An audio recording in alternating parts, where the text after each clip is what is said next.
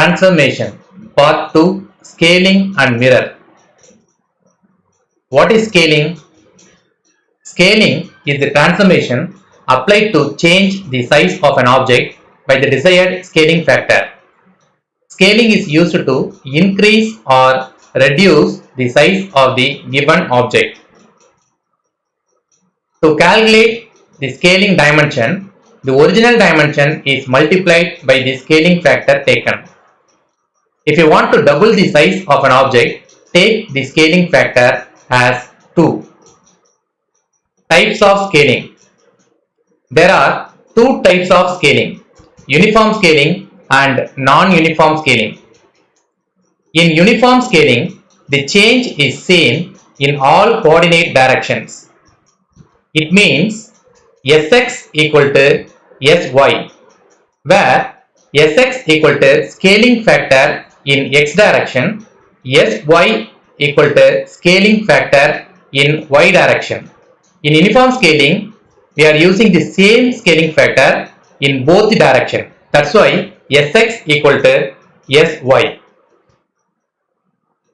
When the scaling factor is taken as 2 in uniform scaling, that is Sx equal to Sy equal to 2, then scaled dimension in both directions is original dimension into scaling factor.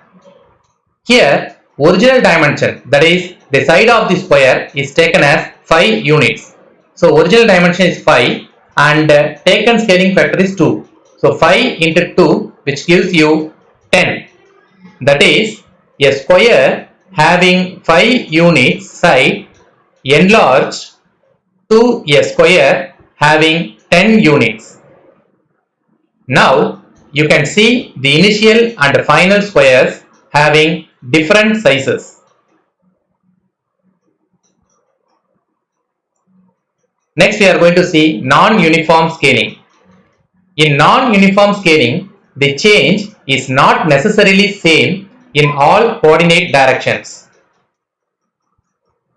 It means Sx is not equal to Sy. When Sx equal to 2 and Sy equal to 1.5, then scaled dimension in x direction equal to the same formula, original dimension into scaling factor. But here we have two different scaling factor. So scaled dimension in x direction is taken as original dimension into scaling factor in x direction, that is Sx.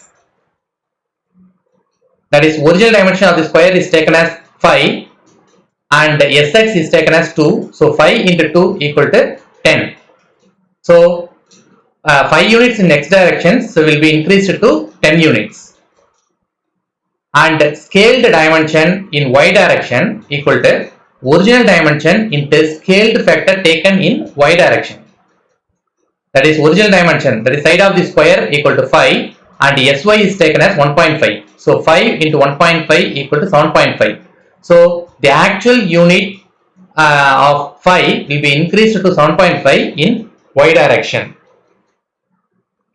That is, a square having 5 units side changed its shape to a rectangle having 10 units in x direction and 7.5 units in y direction.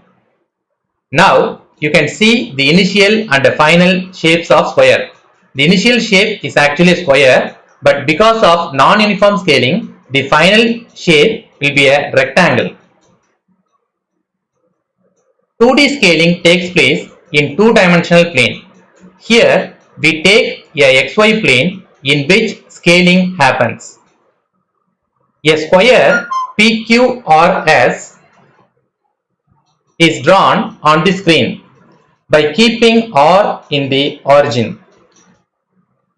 It is scaled to a new position. New vertices are named as P dash, Q dash, R dash and S dash. Now you can see both initial and final position of the square after scaling. For the sake of explanation, instead of considering all 4 vertices, only one vertex P is taken to determine its new position P dash after scaling. Consider the new position of 2D point P having coordinates x and y. To scale the point P, it is moved by a distance of scaled dimension, that is Sx into x in x direction and Sy into y in y direction from the origin. Now the point, that is P dash, has new coordinates x dash and y dash.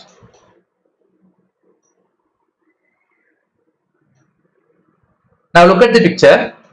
Can you tell me the initial position of point P? Yes, P equal to x comma y. And what is the final position of point P? That is P dash equal to x dash comma y dash. Now we know that x dash equal to sx into x and y dash equal to sy into y. That is the new position coordinates equal to scaling factor into original dimension values. Now we represent the above expressions in matrix form.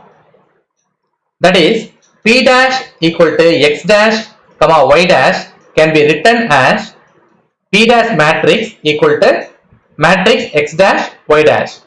Substitute the values of x dash and y dash in this equation. You will get matrix Sx into x, Sy into y.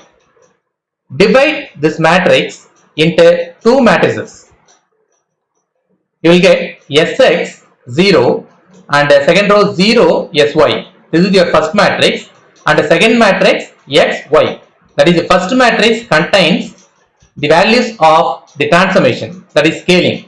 Second matrix contains the original dimensions. Next, matrix P dash equal to matrix Ts and matrix P. So Ts is nothing but the transformation matrix for scaling. That is what is already we have calculated as Sx0 and 0 Sy, and P is the matrix which contains the original dimension, that is Xy. To scale the point P with a scaling factor Sx in x direction and Sy in y direction, a scaling matrix Ts is multiplied by the original matrix P. Here we have seen how a point is scaled. Similarly, when the object is to be scaled, all the points of it are to be scaled. A single scale in a 3D object needs plenty of manipulation for scaling all its vertices. Next, we are going to see the third transformation, mirror. What is mirror? Mirror or reflection is a transformation which allows a copy of the object to be displayed while the object is reflected about a line or a plane. It is a process of taking the copy of mirrored image of the given 2D image about an axis or given 3D object about a plane. This process is applicable only to draw symmetrical objects. Now we are going to see reflection of the given image about a vertical axis YY. Now the copy of the mirrored image on the left is pasted on the right side of the YY axis. After mirroring, we get a complete image that appears like a butterfly. Now we are going to see the reflection of an image about x-axis and derive the formula for determining the new position coordinates. 2D mirror takes place in a two-dimensional plane. Here we take a xy plane in which mirroring happens. Y-axis has both positive and negative sides, but x-axis has only positive side. A trapezoid is drawn on the screen just above the x-axis. A copy of the mirrored image of the trapezoid above the x-axis is pasted just below it. For the benefit of explanation, instead of considering all four vertices, only one vertex P is taken to determine its new position P' after mirroring. Consider the initial position of 2D point P having coordinates x and y. The reflected point P' does not have any change in x direction. You can see in the picture the distance between P' and origin in x direction is nothing but x. So x dash equal to x. But the point P dash is moved with the same y distance on the negative side. You can see in the picture the distance between the origin and P dash in y direction is minus y. Hence, y dash is taken as minus y. We know the initial position of point P equal to x comma y and the final position of point P, that is P dash equal to x dash y dash. It is seen that x dash equal to x, y dash equal to minus y. It is very much clear in the picture. We represent the above expressions in matrix form. That is P dash equal to x dash y dash can be written as P dash matrix equal to matrix x dash y dash. Substitute x dash and y dash values in this equation. You will get matrix x minus y. Divide the single matrix into two matrices like matrix 1 0 and 0 minus 1. This is the first matrix and the second matrix is x comma y. So first matrix contains the information about the transformation, that is mirroring. Second matrix consists of the original dimensions. That is P dash matrix equal to matrix Tm and matrix P, where Tm is mirror transformation. That is Tm consists of the transformation values for doing mirror. To mirror the point P, a mirror matrix Tm is multiplied by the original matrix P.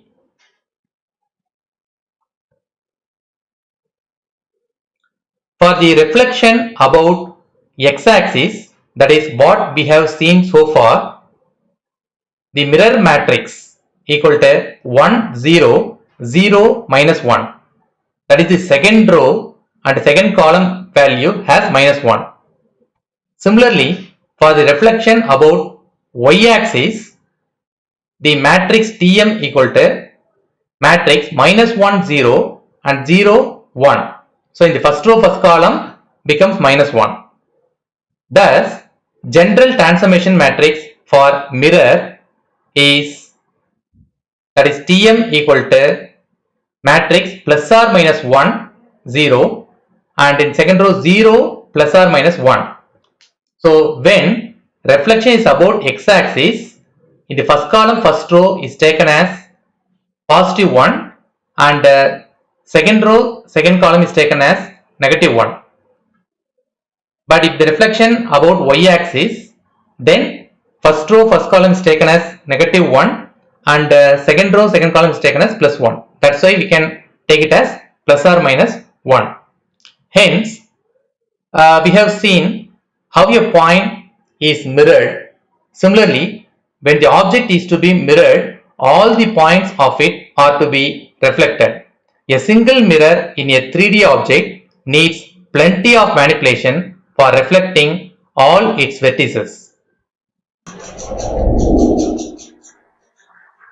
Don't forget to hit the subscribe button and the bell icon, then only you will get notified about all my videos, and also do give this video a thumbs up if you like it.